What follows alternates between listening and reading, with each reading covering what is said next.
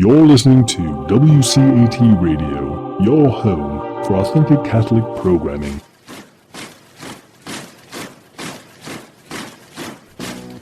Part 2 of James Halpin's story.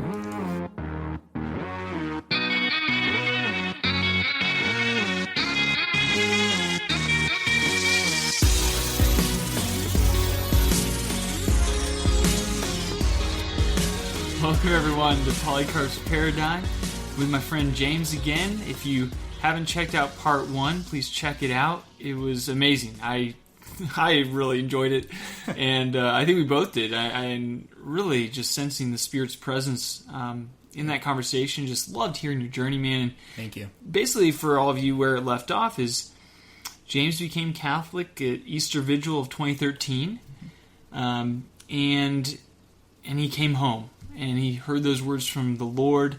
He had intense and amazing mental prayer life, of that intimacy with the Lord. He had several reckonings that he had to come to grips with in order to become Catholic from his Anglican background. But now I wanted to talk with him about, okay, what happened next?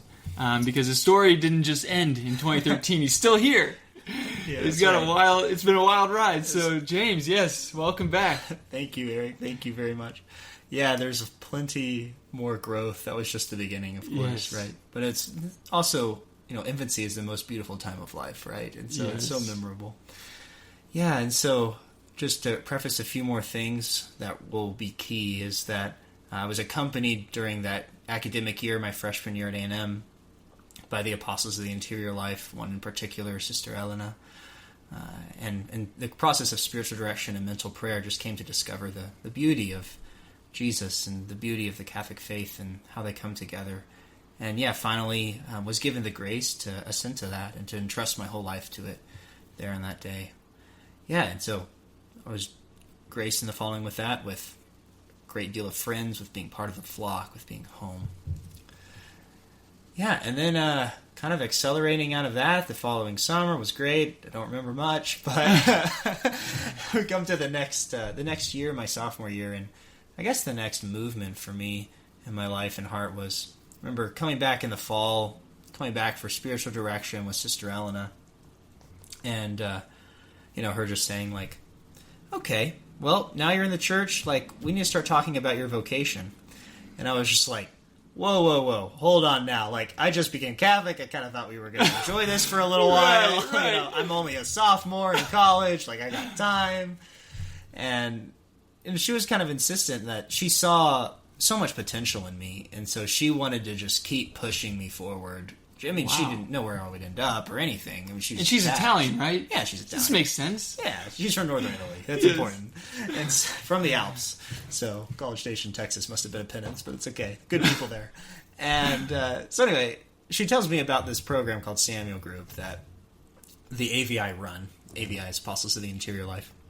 And so basically this discernment program, I would say. So it takes a group of students, I had about 80, I think, in my group, through a year-long process of coming to understand themselves better, understand the movements of the heart, to heal memory, to understand how do I discern anything in life, any decision, with the grace of God.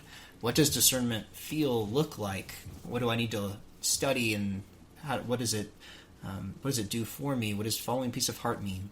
And then to explore the two major ways of giving oneself in marriage, giving oneself in some kind of celibate charism. So consecrated life or priesthood, what do those look like? What are some witnesses to those? We bring them in. All of this is spiced up with holy hours and meditations and stuff like that on the Gospels. And then kind of finally towards the end, it's not like all right, last day of class, like, what's your vocation, what's your report card? But It's like you now have the tools for you as a mature adult Catholic to go on this journey of your vocational discernment, and you need a spiritual director, and you need to be faithful to prayer, and you need to trust the Lord's timing, but you're now ennobled to make this journey. And so I did Samuel Group, and it was really powerful for me. I was actually, at the time, I was in a relationship with a wonderful young woman. It was a very healthy relationship, but still went through that program, just kind of wanted to have some openness there, I guess. And Sister Elena, I think, had some intuitions too, that the Lord might be calling me to something deeper. So she was encouraging me to do that too. And yeah, I've always really been open to what the Lord's done. So went through that year, and then I really enjoyed it. I was soaking it up. I ended up going on some missions with the AVI sisters. So over spring break, we would go and evangelize some parishes, and I remember giving my testimony, like 9 months Catholic, and the whole parish was like, "Who is this guy?" You know. And so many years ago, it was down in San Antonio that year, and that progresses. And then the sisters, basically, I just start hanging out with the sisters like all the time, because these women are making a huge impact on me. Their joy, their poverty is super attractive. Like, wow, they don't have anything, but they're the happiest people I know.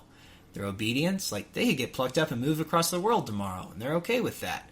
And their, like, availability to me as a student, there's such this radical gospel simplicity and generosity in their life that was just magnetic for me.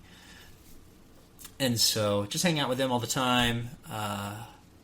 They invited me to this thing called the mentorship program, where I was an intern helping out. I wasn't a participant, but they would train lay people to be like minor league spiritual directors. We called them spiritual mentors. Okay. So they could be, it's like somewhere between focused discipleship and spiritual direction. It's kind of in between. Mm-hmm. And you could be mentoring someone in the spiritual life, basically. So I was participating in these programs a couple times a year. They're like week-long retreats, and I'm just eating it all up, right? And eventually, we just get to a point of another reckoning of everything was going well in this relationship, but I felt the Lord continuously calling me deeper and deeper and deeper. And it was at one of these mentorship programs that it became clear to me that the Lord didn't have enough room in my heart to speak, because I was pretty deeply embedded in this relationship.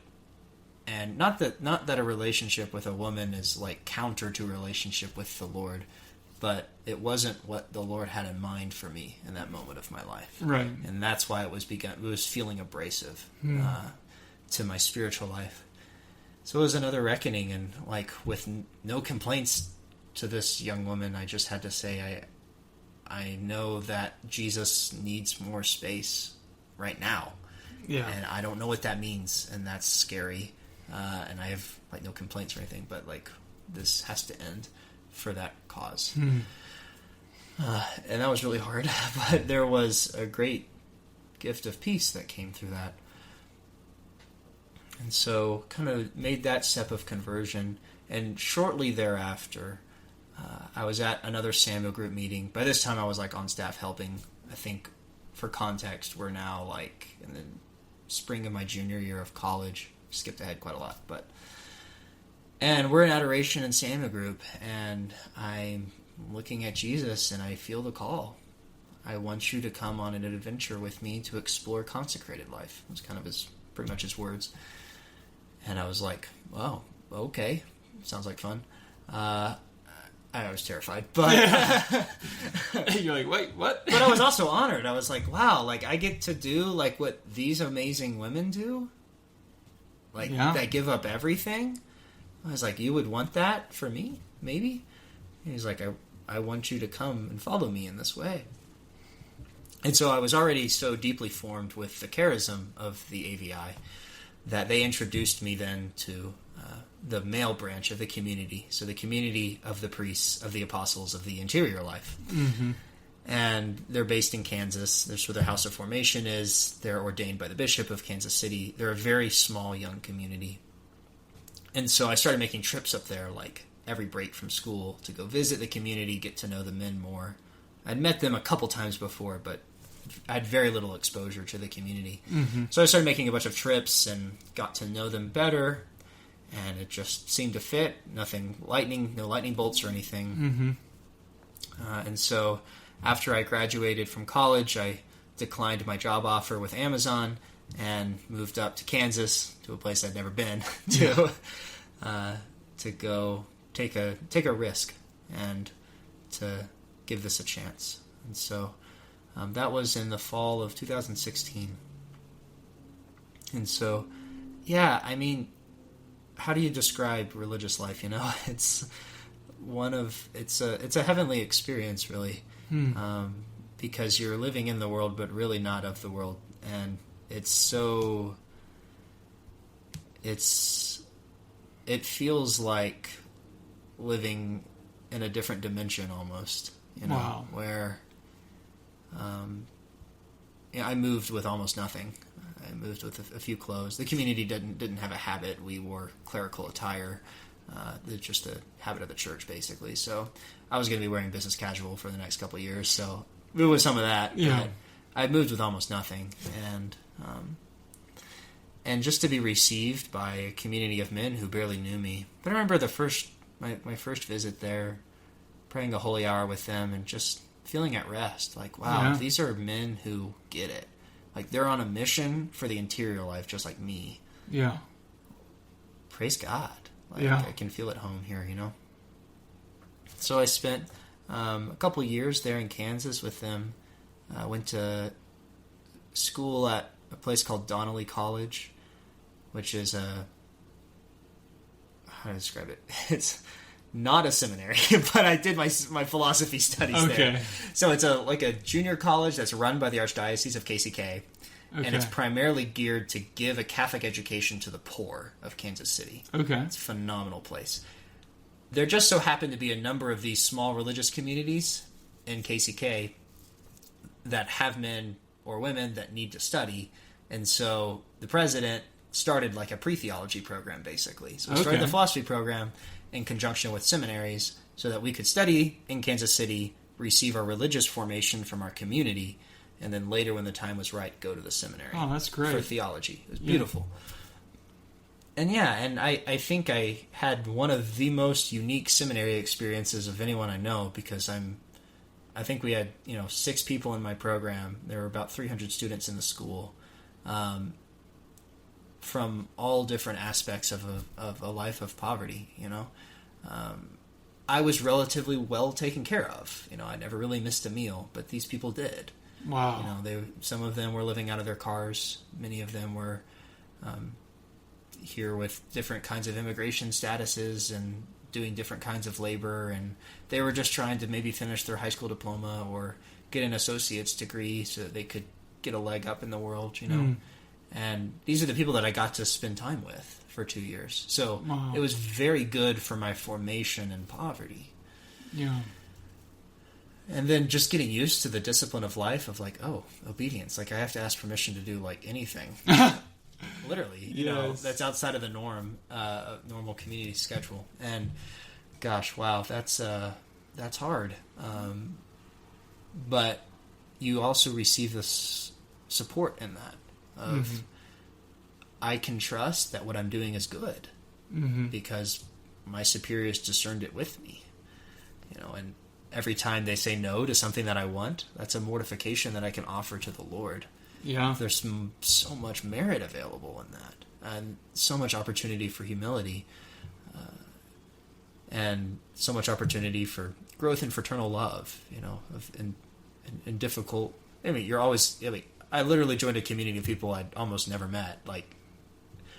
You're not going to be best friends the next day. It's just normal human relationship, right? In close proximity. And so there's always going to be room for growth there as you're polishing each other up, Yeah, and just the intentionality with which a religious community is striving for perfection is really inspiring. And so to be able to live that was such a gift, And then I would go on and go to Kenrick for theology. So after a couple years of philosophy, I would transfer over there. Actually, by providence, a couple of my brother priests were able to come with me as spiritual directors in the seminary. So we had a community within the community of the seminary. Oh, wow. It was pretty cool. And so there were 5 of us AVI there my first year in total. And just to be in a place... How do you describe Kenrick? Kenrick is one of the most amazing places in the world. Wow. Without a doubt. You have I just remember looking around and being like, I can't imagine a better person for that job than the person that's in that job right now. You know, if it's human formation, if it's intellectual formation, if it's counseling, if it's spiritual formation or whatever. It's just we had such high quality people there to help us become good, mature men, and phenomenal opportunities for ministry. You know, it's amazing. So that's the turning point when you put on a collar. Mm-hmm. So before that, from the beginning of seminary, I would wear a cassock and a Roman collar anytime I was serving liturgy. But that transition into theology for my diocese is where we transitioned to wearing a Roman collar most of the time. Okay. That is a groundbreaking shift. Wow. Because all of your relationships change when you do that. It doesn't matter that your status is not that different than it was a year before. You're still just a seminarian. How interesting. But the visual is a cue for people, and all the relationships change, you know. And so suddenly you're just used to being the center of attention anytime you walk in a room, and asked to pray all the time. Used to people coming up and being super vulnerable out of nowhere, and people being angry out of nowhere, or wow, yeah, it's just you get the whole gamut, you know. Yeah. But there's just an intensity every time you leave the house mm-hmm. that you didn't have before, and it was I remember crying the first time I put it on, just being like, I'm putting on the habit of the church right now. Wow. And who am I to put? Who would have thought? Let's see, what year was this? Gosh, that was 2018. So who would have thought that 5 years after entering the church, this guy would be wearing a Roman collar? Wow. Yeah. That's what was going through my head. Like, what is going... The Lord has had me on the fast track for a long time. Right. Seminary was awesome. Yeah, I don't even know how to begin, frankly, but it was just such a blessing to be, again, I'll say it's a broken record, but in a community of good men pursuing holiness together and dedicated to ministry together, and with various gifts, all kinds of personalities, but a really awesome place to live, frankly, you know, and just some really healthy friendship, and really inspiring too, because you would look around, and I was there as a religious, so not too many of us, and then everyone else was there as a diocesan seminarian, you know. Okay. And just the mutual enrichment that can come from that, you know, to see how these guys have such a deep love for the local church and a love to be a father of a parish. Like, that was the vision. Wow. And then for us, it was more of an emphasis on a love for the interior life, and to travel and to evangelize and to form people's interior life with them. That was kind of more our emphasis as religious. But to see those gifts on display was really neat. How did your own interior life develop, being part of like such an intense community where that's the charism? Yeah, thank you. Yeah. Yeah. You almost expect that because it's on my resume I'd be an expert in it or something, which is definitely not the case. That's a great question.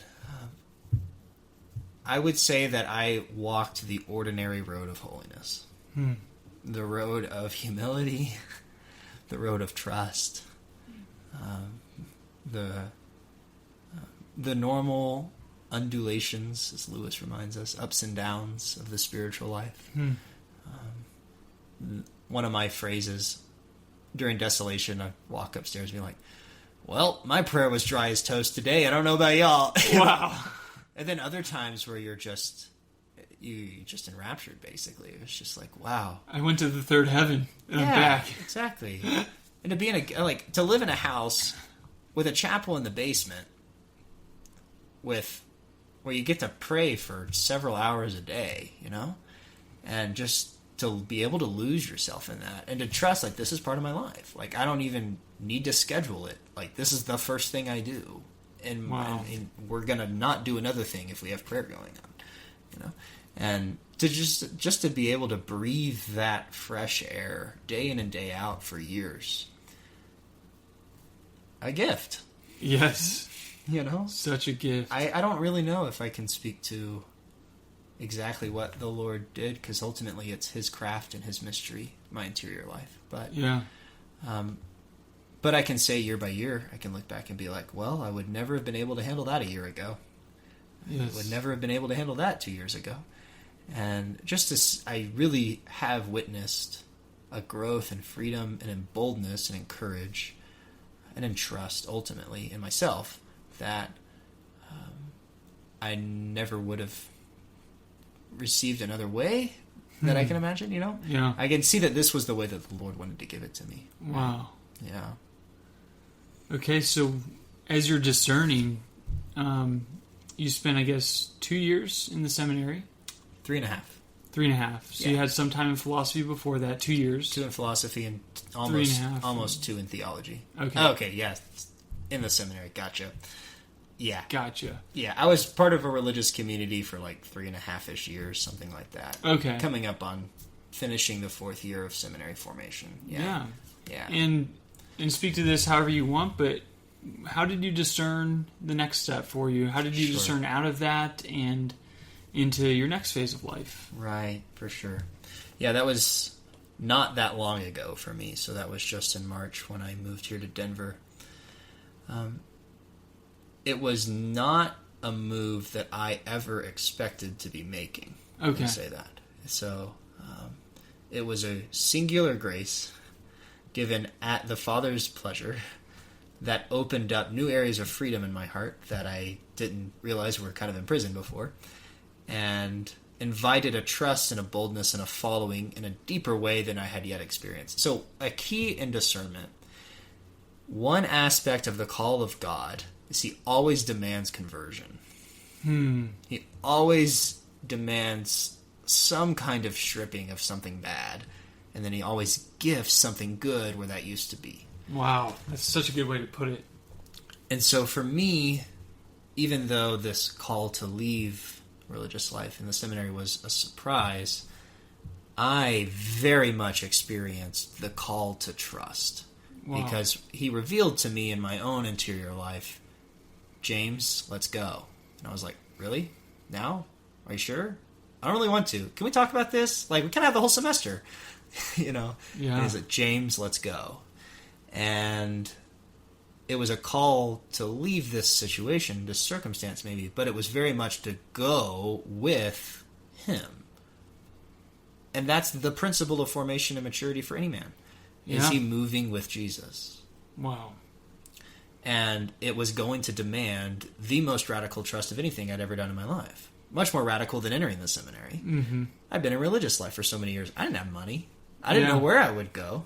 The door opened to Denver. I moved here. It's been great. Yeah. But I didn't have any clothes. Right. I wore a Roman collar every day. I gave away my wardrobe. Yes. I was just like, Jesus, like, where are we going to go? What are we going to do? And the humiliation of, oh, people aren't going to fawn over me anymore. Yeah. You used to be on a poster. Wow. And every time you walk in a parish, everybody wants to give you cookies.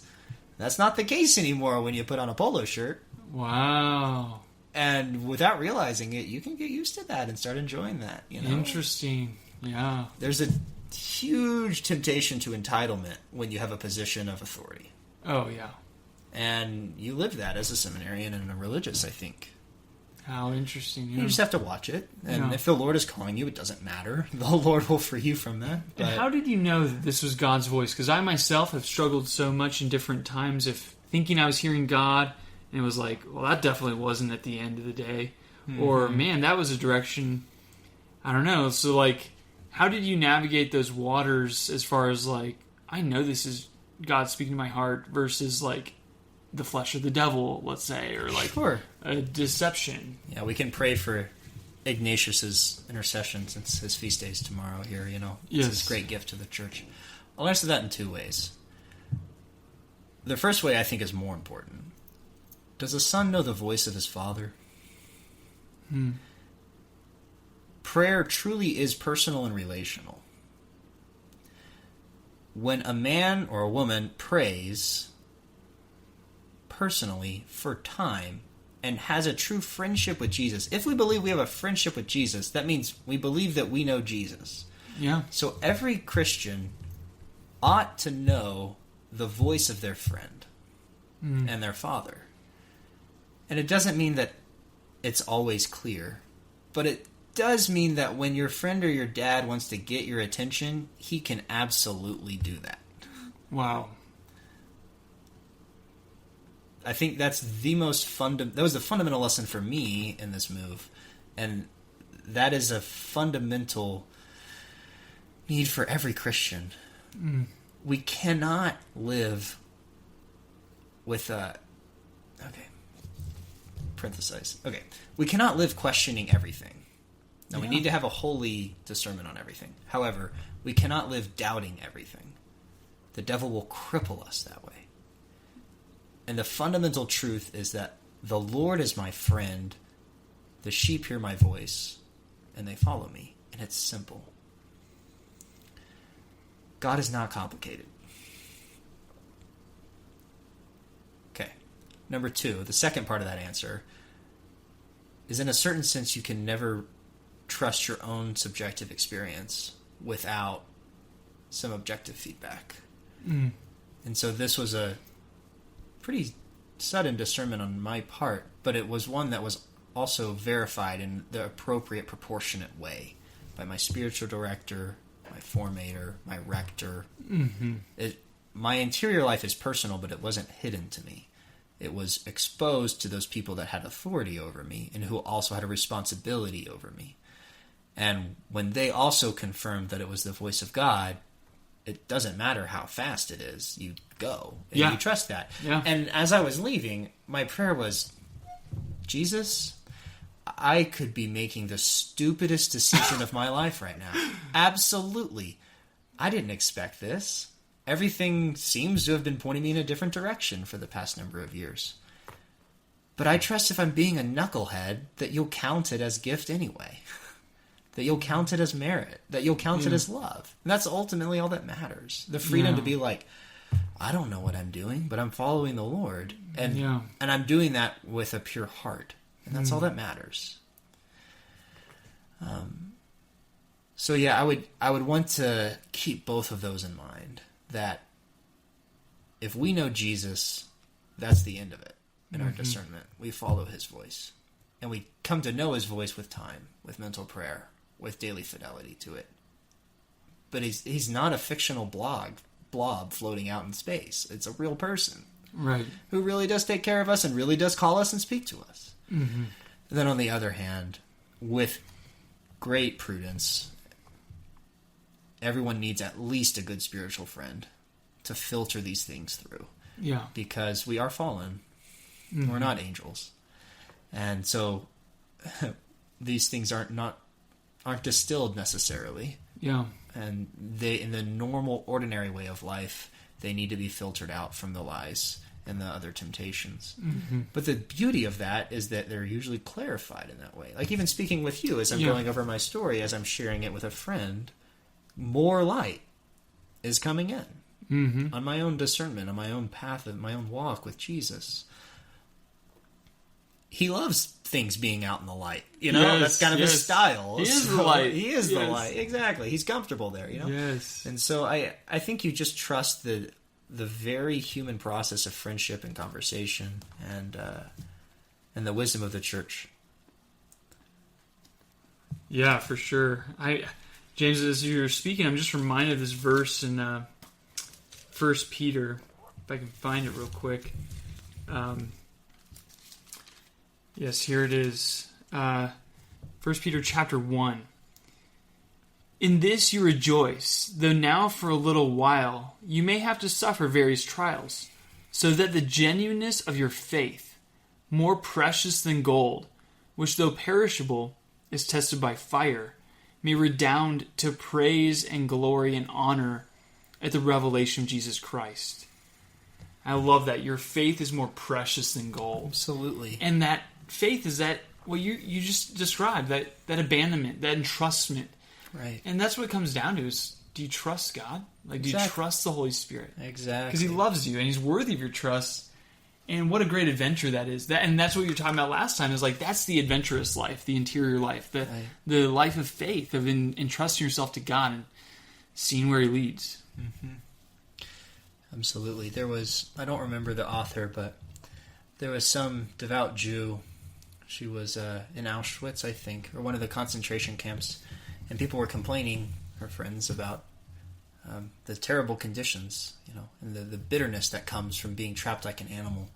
But there was a woman of great faith and prayer, and her response was something along the lines of, I'm not trapped.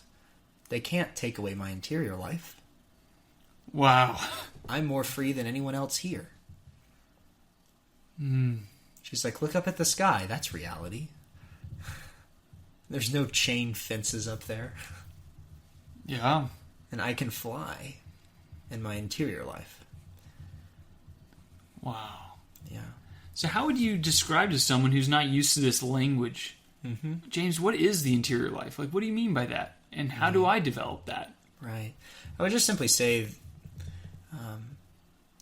that I would say a friendship with Jesus, again, go back to that all the time, is the most fundamental aspect of the interior life. But perhaps it's easier to see what it's not. So the exterior life, are all of the thousands of cares in this world. And we all know hundreds of people who are burdened with so much anxiety, who live at such a busy rate, who don't have a sense of purpose in their life, and they're just constantly running after one project or another, right? And whose life is consumed by distractions, busyness, and lack of peace, and it's just choppy waters, right? That's very common, and that is miserable. I hope that everyone has met someone, religious or not, who has a clear sense of purpose and discipline and a peace about them. Usually when I meet these people that are just radiating this peace, this kind of centeredness or whatever, it's captivating for me, and I just want to be in their presence. Because it's almost like they are standing strong like a tree in the middle of a storm. It's like all the wind, all the waves of the ocean, whatever, might be vying for their attention, their love, but there's a rootedness that's deep that keeps them upright. And they have a simple way of life. So an example that I would like to share. My favorite priest in the world is the bishop of the Diocese of Tulsa, Oklahoma. Okay. Bishop David Conderla. He was my pastor. He brought me into the church in college. This man is the icon of the interior life for me in a lot of ways. I would see him every morning in the chapel, palms upturned on his lap, kind of gaze upward, eyes closed, at peace, praying his holy hour, just resting. Day by day, the Catholic Center. He ran the most fruitful and the largest Catholic Newman Center in America. Never once in 4 years did I ever see him rushed or upset or angry. He had this ironclad peace of heart about him. Wow. He was relaxed. That's how I imagine Jesus, just walking. Everybody's freaking out about something. Either they want to kill him, or they want to get healed, or like they're following him, or like they're hungry, or everybody's freaking out about something. Yeah. And Jesus is relaxed because he lives in the gaze of the Father. Wow. And for me, this witness of Bishop Conderla, more than anyone else in my life, has been that for me, of a man who lives relaxed in the gaze of the Father. Because you can tell in a person like that, there's a lot more going on in their heart than outside. And it's simple. It's not busy. But it's solid and strong. It's like a good, like, grandpa of any family, who just sits in the rocking chair and has a wisdom about them. Wow. And, people might be freaking out about high school relationships or school assignments or their work, or like, can I afford this, or am I going to get evicted from home, or like, whatever the anxieties of life are at your particular stage. And a good grandpa will just sit there and smile and listen and not get upset and just speak some truth and be a point of reference, Wow. So how do we grow in this? How do we imitate that example and start growing? Because it's hard to go from 0 to 100. Yeah. There's certainly steps. And Absolutely. so, yeah, I mean, last time you definitely recommended the exercise of mental prayer. So anything that can help me and our listeners Right. grow in this interior life, like, would love to hear it. Absolutely. Yeah, so mental prayer is definitely the most important thing. Another thing that's coming to my heart right now is we have to ruthlessly uproot the temptation to comparison. Okay. Because it's like, here's someone that inspires me. I want to be just like them. That's the next step. Okay. No, you're not them. There's something better that God has in mind for you individually. And I don't know what that looks like. You don't know what that looks like. And nobody else knows what that looks like either. They've never met the saint you. Wow. And so to be inspired by others, but not to try to become exactly like them, Okay. to allow the Lord to lead, is the fundamental disposition of growth. And to be at peace. And so I think besides mental prayer and the sacraments and fidelity to those things, my favorite spiritual book, Searching for and Maintaining Peace by Jacques Philippe. Highly recommend this for everybody. And how important it is, and for all the spiritual masters, to maintain this peace of heart of God will make me a saint. I will be faithful today, and I will trust him. Because there's this deep temptation to be inspired by someone else and to try to figure out, what do I need to do to achieve that? And that is the very worst thing you can do. It is a non-starter for the spiritual life. Wow. It's a terrible temptation. Yeah. Your holiness is not your project. Your holiness is a gift. And it has to be received by you. And so you need to desire it and then offer it and then trust your circumstances to take you there one day at a time. I'm not a huge devotee of Therese of Lisieux, and I receive a lot of flack for that, and I'm sure one day she'll whack me over the head and bring me into her camp. However, one of my very favorite insight from her is that she did not seek after great mortifications, but she trusted God to give her what she needed day by day to become a saint. And she's one of the holiest women in history, and a doctor of the church. And she will whack you over the head. Yeah. But it'll be good. It'll be good. Saints come in time. They have their seasons. And so I would say to maintain one's peace of heart, to be faithful to prayer, and to trust in the present moment is the most important, the only disposition of growth and holiness. Because everything else is ego. Mm-hmm. And then the way of gratitude wrapped up in that. It can feel so bitter at times. Father, I'm grateful. I'm so thankful right now. I'm so happy right now. But the way of gratitude wrapped up in that abandonment to the present moment. My spiritual director has been impressing on me in this time of transition. No matter what happens to you, James, always say, it is good. And that's been very helpful for me in these months of everything changing in my life. It is good. And many disappointments and many amazing gifts. And just to say over and over again, it is good. There's a freedom in that. And there's an openness in that. And God loves that. Wow. Yeah. So I would want to caution anyone that is inspired maybe by this conversation about the interior life and then wants to go buy 20 books and make a super rigorous rule of life and perfect themselves starting tomorrow. And it's like, no, that's not human. And that's not the way of the Lord. And you'll burn yourself out, and then you'll be in the prison of the devil again. And so, piccoli passi possibili, small possible steps, is Chiara Corbella. I don't know if anyone's heard of this saint. One of my favorites. Oh, you don't know who she is? No. Yikes. Okay. What's her name again? Chiara Corbella Petrillo.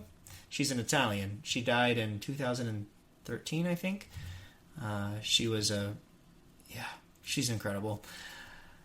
there's an biography about her called Witness to Joy that everyone needs to read because it's like... We are going to buy 20 books. We are. That's right. But it's amazing. But anyway, one of her fundamental insights that she offered to her friends and hopefully to the church at large one day when she's canonized is piccoli passi possibili, small possible steps.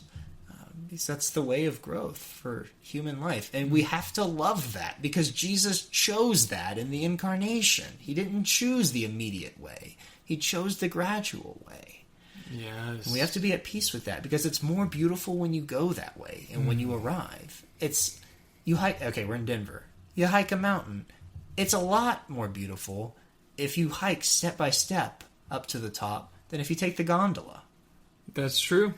You didn't earn it. You get to pause and look at the views as you're going up. Yeah, and it changes dynamically as you climb. Yes. It's better that way, though it's much more tiring. But it's not cheap. There's a real merit in hiking a mountain. You earn your view. Wow. That's such a good analogy. Thanks, just came to me. I want to say a word on Chiara Corbella because she is one of my favorite. She's a servant of God. She will hug you in heaven. Saint Therese really will whack you in the head, but she'll hug you. I'm really looking forward to that. So she's a servant of God. Okay. So her cause has been opened. She was a young mother in Italy. Naples, maybe? And she definitely lived in Rome towards the end of her life. And her first two children both died shortly after birth of unrelated and totally rare birth defects. So the chances of that happening are basically zero, okay? Her third child that she conceived was perfectly healthy. But then Chiara developed cancer. She's kind of a modern Gianna Molla. And she chose to abstain treatment to give her son, Francesco, the best chance of life that she could. She wasn't morally required to do that, but she chose the way of heroism. To be able to nourish the baby? Exactly. Yeah. So she chose to abstain the chemo as long as possible to be able to nourish Francesco. Her objective was, I want to get Francesco to an age where we can do a C-section, and he'll be in the NICU for a little bit, but have a good chance at life. Oh, so he wasn't born yet. No. When she got so he was. Sorry, that's clarifying. Gotcha. He was in her womb, but see, there was a 2-week gap. So the date that the doctors told her this is the last possible date we can start chemo and save your life was 2 weeks before the earliest date Francesco could be taken by C-section and have a good chance at life. There was a gap there, and so Chiara chose the way of heroism and waded through that gap. Wow. Gave birth to Francesco. Perfectly healthy baby. But she died about a year later. And she had a very long year as her health deteriorated. And she accepted the cross each day with her husband Enrico.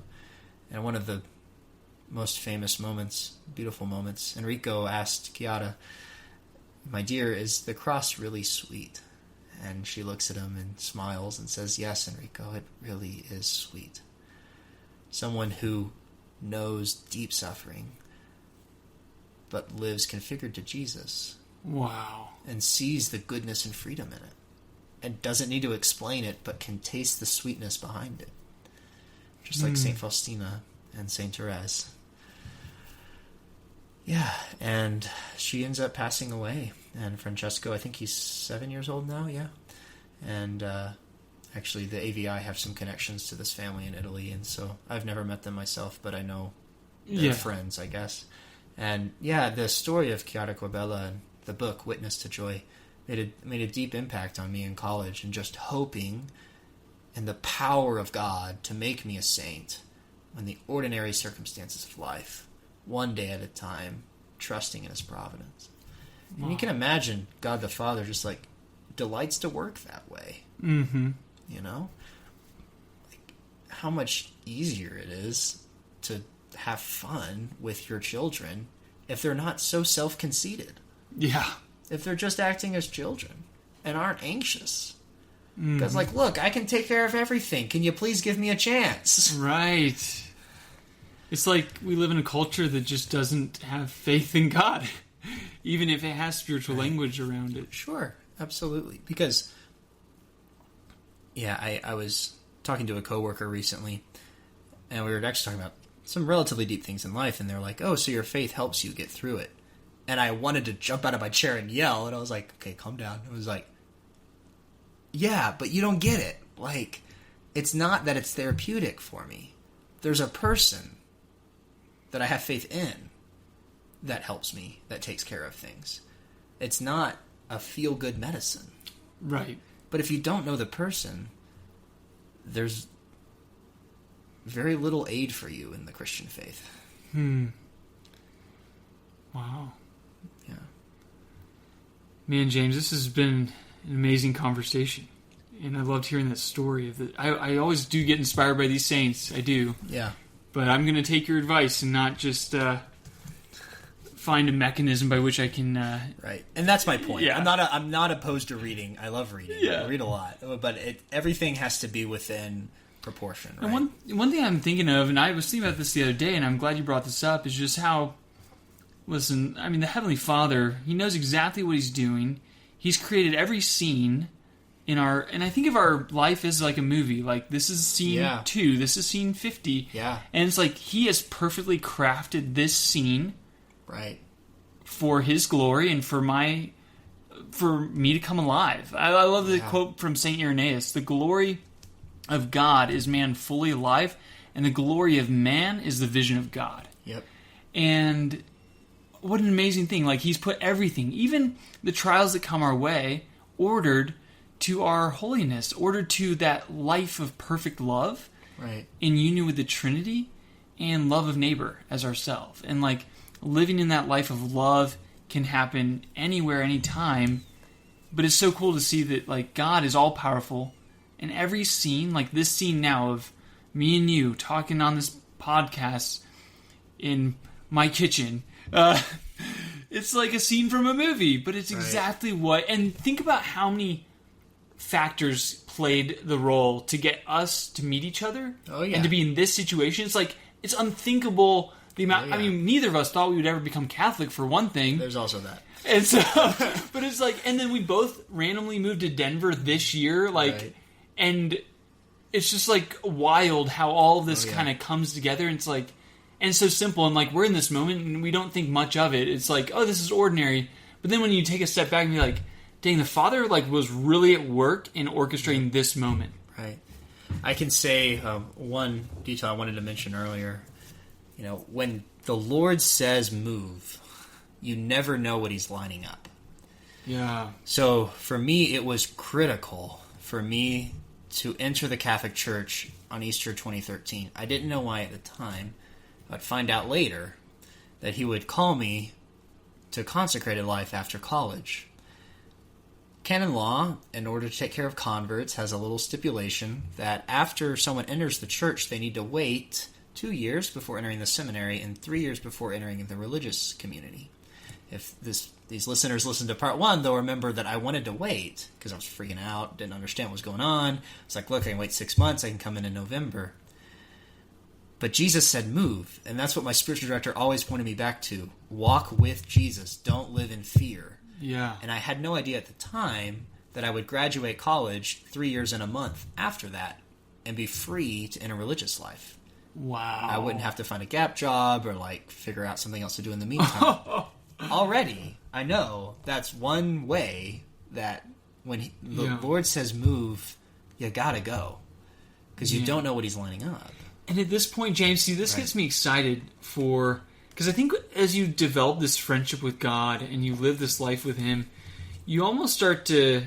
It is always kind of a little scary to move, like when He says. Yeah. But you also have more confidence of like... Exactly. All right, well then what do you have lined up? I'm excited because I thought I had this figured out. I don't.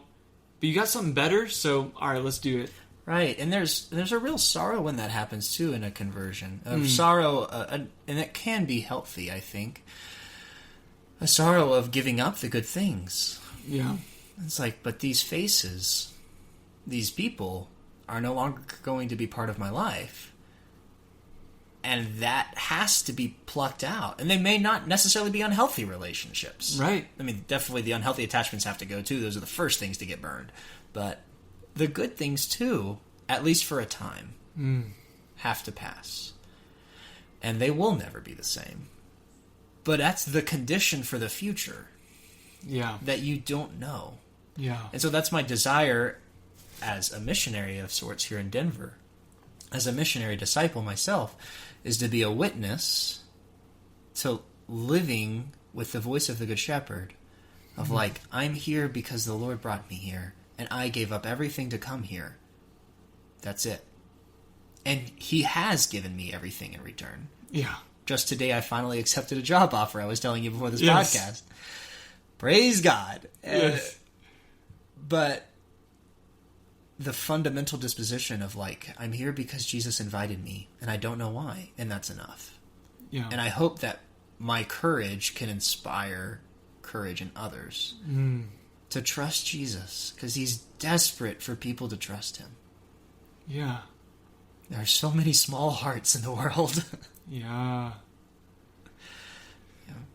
Man, any final words about your story, about discernment, about what we've been talking about? Any final advice and encouragement? Yeah, I think I'll say this. This is where I thought the conversation was going to go, but it ended up going there. But the one insight that has been very real for me this year that I would like to share with friends is your vocation is not a treasure hunt. It is a gift. And the Lord is willing to blow everything up if you're not receiving it as a gift. Wow. And it's good for Him to do that. To blow up your ego and self-reliance and anxieties and expectations and whatever. Whatever God has planned for my life and for your life and everyone else's needs to be received from Him primarily. Mm-hmm. Not achieved by you. And so myself and other people I know, they live in this anxiety of, I've got to figure out, look at my gut, look at my navel gazing, we called it in the seminary. Look down at myself and figure out my vocation. Am I called to marriage? Am I called to consecrated life? Am I called to be a missionary? Am I called, whatever. And then once I've got my puzzle done, when I've solved the math problem, once I've got my ducks in a row, I look up out in the world and I'm like, hello, here I am. I'm ready to be a gift to all of you, you know? Yeah. You're welcome, here I am. And that's super dangerous. And it's super unhealthy and it's joyless. Yeah.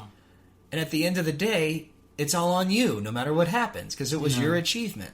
Yeah. I pray to God that He blew it up in my life, and I hope He blows it up in anyone else's life that is living from that place. Vocation is a gift. And it's not an archaeological dig. It's not a quest for data. It's not a math problem. Discernment happens not just with the ideas of a vocation. It does begin there. But it happens, I think, primarily in one's present moment and the circumstances. Who are the faces? Who are my friends? Who are the women that the Lord might be calling me to love with my life? Who are the priests and the religious that the Lord might be calling me to go on mission with?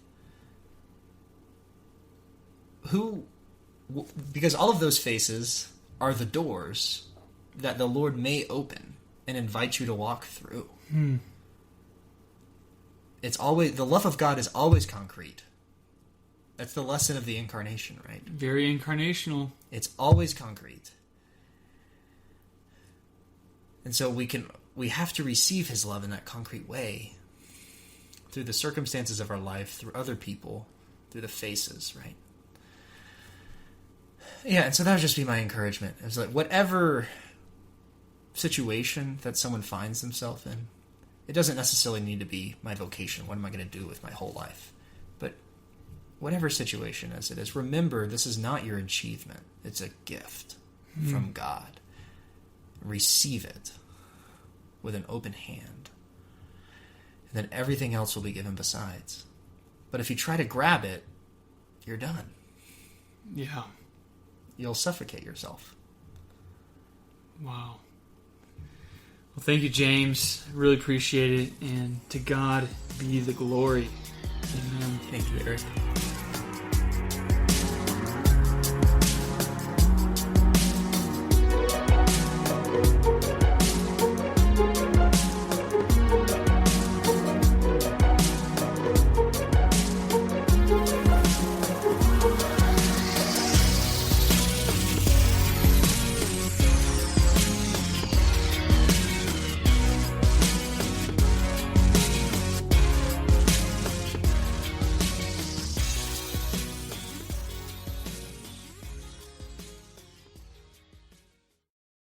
Hello, God's beloved. I'm Annabelle Mosley, author, professor of theology, and host of Then Sings My Soul and Destination Sainthood on WCAT Radio. I invite you to listen in and find inspiration along this sacred journey we're traveling together to make our lives a masterpiece and, with God's grace, become saints. Join me, Annabelle Mosley, for Then Sings My Soul and Destination Sainthood on WCAT Radio. God bless you. Remember, you're never alone. God is always with you.